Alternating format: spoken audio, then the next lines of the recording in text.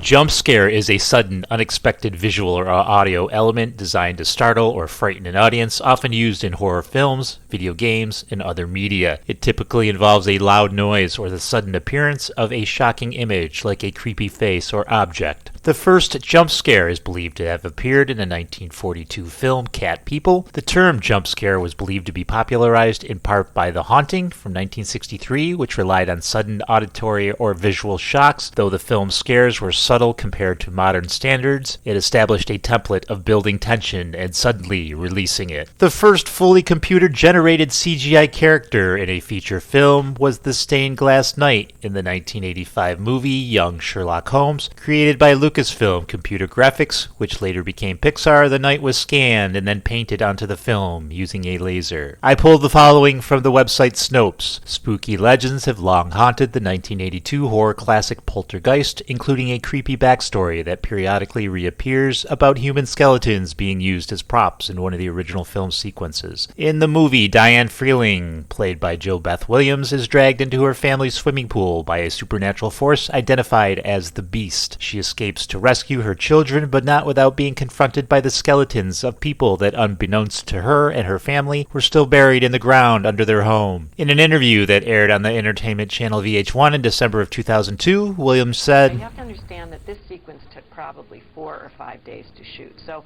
I was in mud and gook all day, every day, for like 4 or 5 days, with skeletons all around me, screaming." Now, in my innocence and naivete, I assumed that these were not real skeletons. I assumed that they were prop skeletons, made out of plastic or rubber or something. But the skeletons were not synthetic, fake. I found out, as did the whole crew, that they were using real skeletons. Because it's far too expensive to make skeletons out of rubber and stuff. And I think everybody got very creeped out by the idea of that. Special effects makeup artist Craig Reardon said under oath that the skeletons used for the scene were real. In late 1982, Reardon was deposed as part of a lawsuit filed against Spielberg by screenwriters Paul Clemens and Bennett Michael Yellen. The duo claimed that an Amblin employee acted as a ghostwriter who took portions of their own script and submitted them to the Poltergeist production team as their own ideas. Clemens and Yellen's suit argued that there were 67 points of similarity between Spielberg's film and their own. The suit was reported settled out of court, but during his deposition, Reardon said, "I acquired a number of actual biological surgical skeletons. They're for hanging in classrooms, in study. These are actual skeletons from people. I think the bones are acquired from India. But at any rate, we got 13 of these, and we dressed them so that they looked not like bleached, clean, bolted together skeletons, but instead disintegrating cadavers. And, added sculptured rubber and things to them so they would have a kind of dramatic, leering, spooky aspect and not be dull. What am I trying to say? Clinical type corpses,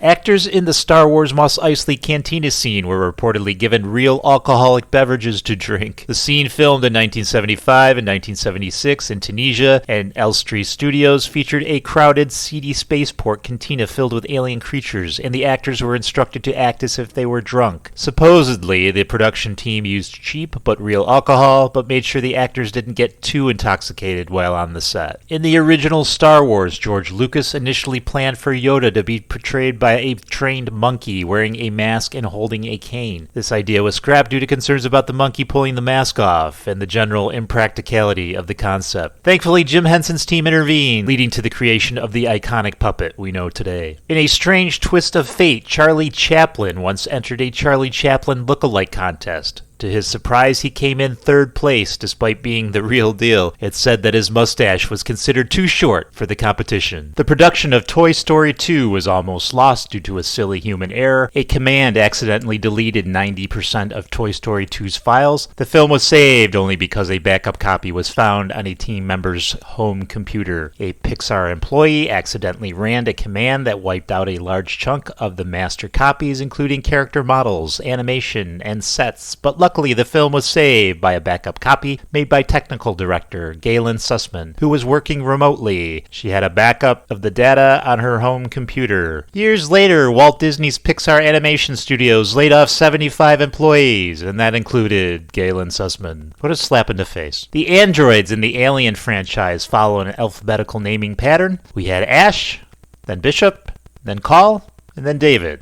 This subtle detail adds a layer of continuity across the series. Sergio Leone's acclaimed spaghetti western The Good, the Bad, and the Ugly is another mythic production surrounded by controversial tales. However, one that stands out is a story of the accidental bridge explosion. According to the website Collider, when filming the scene where Tuco, played by Ali Wallach, and Blondie, played by Clint Eastwood, blow up a wooden bridge, the production team rigged it with explosives before waiting for the perfect light to film. Leone planned to yell out the word Vaya, meaning damn or oh dear, when the time was right, but unfortunately a crew member shouted it while they were organizing actors and the bridge was blown up early. To add insult to injury, the cameras weren't rolling, so the team had to build it again from scratch to get the shot. NASA shows the movie Armageddon during their management training program. New managers are given the task of trying to spot as many errors as possible. At least 168 have been found. While there is no clear way to know how many movies exist in the world, IMDb, the Internet Movie Database, lists 667,381 worldwide titles as of December of 2023. That's just over 500,000 amazing movies. Next time you struggle to pick a title, just remember, you've got choices for days, literally. The very first feature-length film was the story of the Kelly Gang, released in Australia in 1908. The multi-reel movie was 70 to 80 minutes long and became a starting point for narrative movies.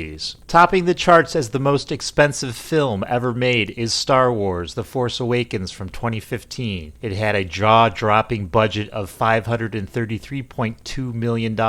It's also the first Star Wars movie made by Disney. The Force Awakens surpasses Avatar: The Way of Water, widely believed to be the most expensive film of all time. Avatar 2 had a production budget of $350 million. In the 1992 horror film Candyman, the titular character association with bees stems from his historical execution. He was covered in honey and stung to death by bees after a lynch mob harmed him for an interracial affair. The bees are also used in the film's plot and imagery to convey the Candyman's supernatural power and connection to the curse. The film uses actual bees, with the actor playing the Candyman, Tony Todd, even being stung multiple times during filming. To keep the bees docile and controlled, they were bred to be only 12 hours old, which made them less likely to sting. The iconic line, "You're gonna need a bigger boat," from the movie Jaws was actually improvised by actor Roy Scheider, who played Chief Brody. The line became a catchphrase on set due to the crew's frustration with the small support boat during filming. It was initially used as a joke, but it resonated with the audience, and the line was included in the final cut. The small support boat was struggling to handle the filming equipment, and the large barge used for the shoot causing problems for the crew. The phrase became a running joke among the cast and crew whenever something went wrong. It takes one particularly terrifying creep to inspire Hannibal Lecter, Norman Bates, and Leatherface, but that's the legacy left by horrifying serial killer Ed Gein. When he was finally caught and his house of horrors in Plainfield, Wisconsin discovered, police found masks and lampshades made from human skin, among plenty of other atrocities. His astonishing depravity proved a source of creative inspiration. According to Wikipedia, Edward Theodore Gein, also known as the Butcher of Plainfield or the Plainfield Ghoul, was an American murder suspect, serial killer, and body snatcher. Gein's crimes, committed around his hometown of Plainfield, Wisconsin, gathered widespread notoriety in 1957 after authorities discovered that he had exhumed corpses from local graveyards and fashioned keepsakes from their bones and skin. He also confessed to killing 2 women, tavern owner Mary Hogan in 1954 and hardware store owner Bernice Warden in 1957. Gein was initially found unfit to stand trial and confined to a mental health facility.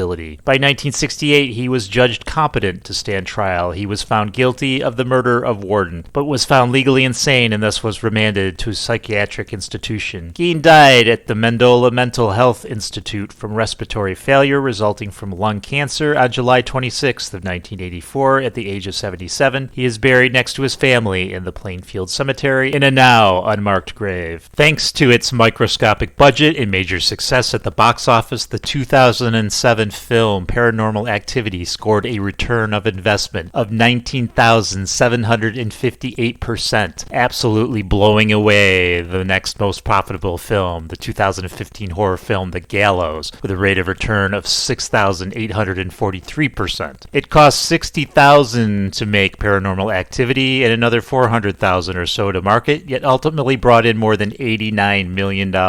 If you're looking to score big box office bucks, stay away from Mars. The two biggest money losers of all time both take place on that planet, with the 2012 sci-fi bomb John Carter holding the number 2 spot with a loss of almost $127 million, outdone only by Mars Needs Moms from a year earlier, which lost its studio more than $143 million. The worst return on investment ever.